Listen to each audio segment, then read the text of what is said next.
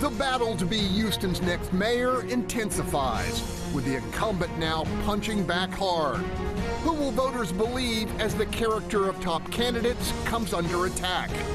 In the race for controller, the curtain comes off a secret land deal which put millions of taxpayer dollars in Chris Brown's pocket. With council and the mayor left in the dark, who was watching the city's financial watchdog? And a major county tax hike derailed by strategic retreat. Was the elopement of Republican commissioners political courage or cowardice?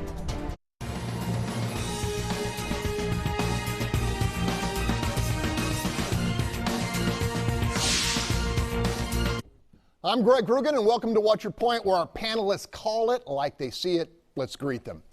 Starting us off, legendary reporter turned investigative media consultant Wayne Dolcefino. Next up, legal analyst and well-known Houston attorney Carmen Rowe. In the three spot, Charles Blaine, leader of the advocacy group Urban Reform. Batting cleanup, longtime Fox 26 legal and political analyst Chris Tritico. Next up, conservative attorney and Second Amendment expert Michelle Maples. And closing us out on the hot corner, writer, educator, and radio host Antonio Diaz. Let's begin. 23 days until Houstonians make their call on who will run this city. The choice at hand, keep the current leadership of Sylvester Turner or move in a much different direction. With plenty of voters still undecided, we can fully expect in these final 23 days a heavy portion of full contact politics. March 31st, 2016, Tony Busby arrested for drunk driving. The district attorney personally dismisses the case, and Busby's record is expunged almost immediately. The DA? She received $10,000 in campaign contributions from Busby in 2014, and another $18,000 from his lawyers while the case was pending. Tony Busby is one of Donald Trump's biggest donors, and just like Trump, he's trying to buy his way into power. Follow the money, and don't let Tony Busby buy City Hall. That shot fired by incumbent Sylvester Turner was fully expected and comes in response to Tony Busby's own scorched earth campaign targeting alleged pay-to-play patronage by the mayor, benefiting many of his biggest campaign donors. On a second front, the mayor was doing his best to distance himself from that controversial $95,000 a year internship created and filled without competition, while most city departments were under a hiring freeze. With regards to the position, not created by me, created by the airport, and in collaboration with the Chief Development Officer, the pay, not determined. I had nothing to do with the pay. Mayor Turner says his relationship with intern Marvin Agumagu was the same as with other city employees. Okay, gang, let's talk about this mayor's race. Wayne Dolcefino, what do you think of Mayor Turner's shot at Busby? All right, well, I want to talk about that. I also like to talk about Agumagu at some point. So the shot at Busby, look, first of all, it is illegal for an officer like Mayor Turner to expose someone whose case was expunged. That's just whining, right? It's a fair shot. Okay, Tony Busby goes out and parties and he made a mistake, whatever, okay? I don't think that really resonates with Busby voters. And I'm not sure the pay-to-play stuff resonates with the mayor's voters. I will tell you that one thing I've always enjoyed about Mayor Turner, he could look in the camera with a straight face and bald-faced tell you something that we all know is not true. Okay, what do you want to say about Agumagu? Well, it's Agumagu. Look, I get it. There's 100 pictures of those guys. They're buddies, right? He claimed he didn't know them, whatever. Claimed he had nothing to do with the job. Give me a break. Look, I have a company. People send me resumes that are impressive all the time. I don't say to my number two, Kelsey, hey, Kelsey, create a job, make it $95,000 a year for this person because their resume was so good, I have to have them. That is nonsense, and that is something that every single person knows. When they see the pictures of them, when they remember the mayor said he didn't know who he was, he had days to correct it before the Channel 2 story and didn't correct it, give me a break. Okay, surprise, surprise. The Chronicle editorial board said this is not a big deal. Chris Tritico, but you bought their argument, right? Well, you know, the way the Chronicle wrote it, it seemed to make sense. But let's talk about Busby first. I want to talk about that. You know, Wayne says it's illegal to expose an expunged case. that case is everywhere. The mayor's not talking about something that wasn't already out in the media, and the expungement was already out in the media. So he's not talking about anything that's a big secret. The fact that Tony Busby got a DWI is not a big deal. The fact that of the dismissal and the way it happened, that's the big deal. That's fair. And that is what the mayor is pointing out, and the way it occurred. There, by the grace of God, goes anybody who drinks getting a DWI in Harris County. But the way that occurred and the way that then DA dismissed it is what the mayor is talking about. And this thing with I can't even say his name, Marvin. Yeah, Marvin.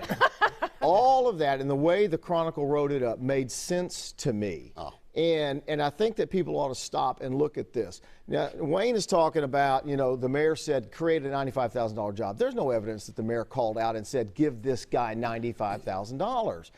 I haven't seen anything of that sort. So I think we have to stop and say, let's see what the true evidence is before we say, Mayor, you're lying. Michelle Maples, your take. Well, there's an email chain. There's an email from Agumagu. Don't ask me to spell it. That's how you say it, Chris. Agumagu saying, here is my resume. Mayor Turner requested that I send you my resume, and then poof, there is a $95,000 internship. That never happened to me, I'll tell you that right now. And then with regards to the whole Busby thing, Chris, I agree with you. It is sort of fishy that the elected DA was the one who personally dismissed this case. Now, I'm not in the criminal courthouse every day. I doubt that happens very often, if ever does that happen. However, with that said, I don't think Busby supporters care. There are lots of people with DWIs. There's lots of people who make mistakes. But this is fun. This home stretch is going to get a little dirty. Okay, Carmen, need your take on this. If you don't like what they're talking about, you change the conversation. That's something that Sylvester Turner and his camp have consistently employed as a strategy, and that's what we're doing when we talk about DWIs from 2016. This was a big deal. I agree with Chris, but it was 3 years ago. We're talking about something that may or may not affect who he is today regarding his drinking or regarding anything else that had to do with that case. Everything that we're talking about with Sylvester is continuous, it's ongoing, it's today. It's yesterday, and it's in the future, and it's something that he doesn't respond to directly, specifically regarding the mountain of evidence that I think it was Channel 2 put together that was unbelievably shocking in the amount that was there and how much it revealed about his relationship with Agumagu, as well as his role in this job. Charles Blaine, take a minute because I want to save time for Tony. You follow this closely. Yeah, so I definitely agree with Carmen. So we're looking at something that was 3-4 years ago, contributions that may have been made, some of the contributions made before the DUI. So what you're going to blame those previous contributions, or not blame, but say that those previous contributions were, given with the intent of him getting out of some sort of future trouble. I mean, it's just a weird argument. And really, I think the bottom line of that attack ad is he's trying to shame him for a DUI, which a lot of people have gone through. And it's a really, 23 days out, we're really at that gutter form of politics now where he's trying to use that. Now, to the Agumagu thing, I also agree with Carmen because we see this repetitiveness with Turner when it comes to this corruption or appearance of corruption, and we continue to see these same people who have been in his past, who have been involved in shady deals, who are there today, and the same behavior that was in the past today. So that's what we need to be talking about. He's the incumbent mayor. He has yet to answer for a lot of things that he's been accused of, but yet he's trying to shift the conversation to talk about something that happened 3-4 years ago.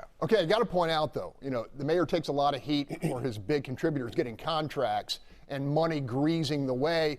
I mean, there's an argument to be made that Tony Busby greased the way for a good outcome of his DWI. Okay, Tony, take it away. Well, I think people were waiting for the mayor to punch back, and we've got a political street fight on our hands, but I think that actually favors the incumbent mayor because he's been scrapping. I got a feeling that the day he set foot on Harvard Square, Kid from Maker's Homes, and a place that he's doesn't feel welcome or familiar with. He's been scrapping at the legislature. I think it also turns off voters because it looks like politics as usual, and I think a low turnout favors the incumbent.